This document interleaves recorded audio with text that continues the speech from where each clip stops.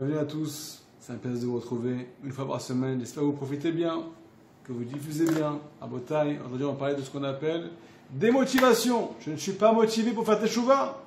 Aidez-moi, tendez-moi la main, donnez-moi une solution. J'ai un bon cœur, mais j'ai les bras coupés.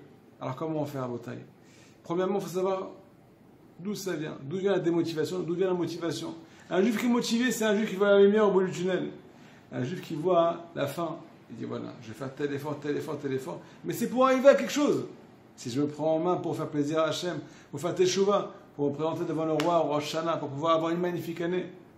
Mais c'est pour quelque chose, c'est pour pouvoir arriver à mon but.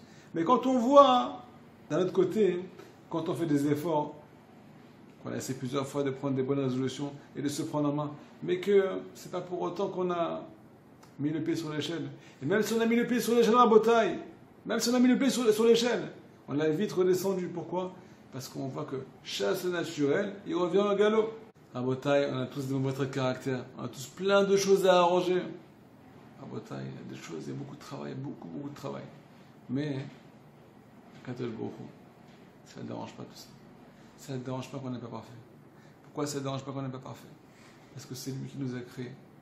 Avec tel environnement, avec tel entourage, avec telle famille, avec telle épreuve, qui a créé notre personnalité. C'est lui qui a voulu cette situation. C'est lui qui a voulu que ces mauvais traits de caractère, ils voient le jour. Un beau jour, ou bien un mauvais jour, je ne sais pas. Surtout pendant le Corona. On est face à la réalité à Botaï. On est face à la vérité. Et là, c'est la remontée des goûts. Il y a toutes les mauvaises odeurs qui ressurgissent. L'orgueil, la colère, le manque de patience, le manque de émouna, le manque de joie. Et là, on se pose la question. Et bon, chez Olam, on arrive à Rosh Hashanah. Comment tu vas me juger? Comment tu vas me regarder? Est-ce que ça va passer ou ça va casser? Réponse de l'allemand de Forissov. Il l'allemand de Forissov, quelque chose d'extraordinaire à Botaï. Quelque chose qui est très très encourageant pour pouvoir continuer à aspirer à évoluer malgré nos difficultés.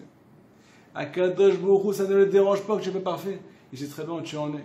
Il sait très bien que tu n'es pas encore arrivé au but. Qu'est-ce qui le dérange? Qu'est-ce qui le dérange? Si tu étais mauvais trait de caractère, il ne dérange pas. Alors qu'est-ce qui le dérange?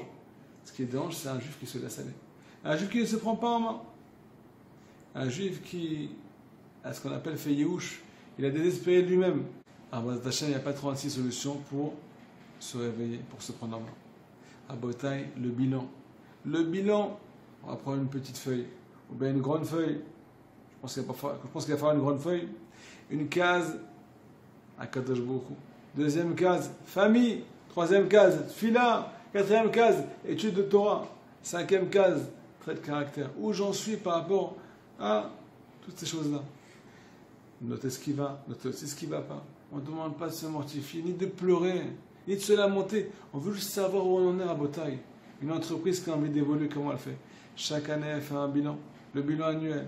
Et là, on voit ce qui manque. Ce qui manque, on le complète. Et ce qui est en trop, on l'enlève, c'est tout. On demande juste de se réveiller. Il faut savoir qu'il y a une très grande tirata d'Ishmaïa quand un juif se met en face de la réalité. Parce que notre âme, parce que notre bonne volonté qui fait avance à notre âme, quand elle voit qu'il y a beaucoup de travail à faire, ou bien qu'il y a telle chose qui ne va pas, on a enfin mis le doigt sur le problème, on a enfin pris conscience que ça ne peut plus continuer comme ça. Alors là, il y a une motivation qui se crée automatiquement. Surtout quand on a appris, quand on a compris que Kadosh Baruch Hu n'est pas Makpid. Ça ne le dérange pas qu'on soit pas parfait. Ce qui le dérange, c'est qu'on ne fasse pas de bilan, c'est qu'on ne soit pas en face de la réalité. Alors à Botaï, il n'y a pas plus grand conseil que là, il y a doute pour ça. Faire un bilan, mais pas tout seul. Faire un bilan dans les bras d'Akadosh Baruch Hu. Amener le juge dans notre isolement. Peser le pour et le contre avec lui. Faire teshuva avec lui. Il est là pour nous aider à Botaï. Il ne nous juge pas. Il juge celui qui se laisse aller. J'espère que le message a été clair. Passez une magnifique journée. Chazak Baruch.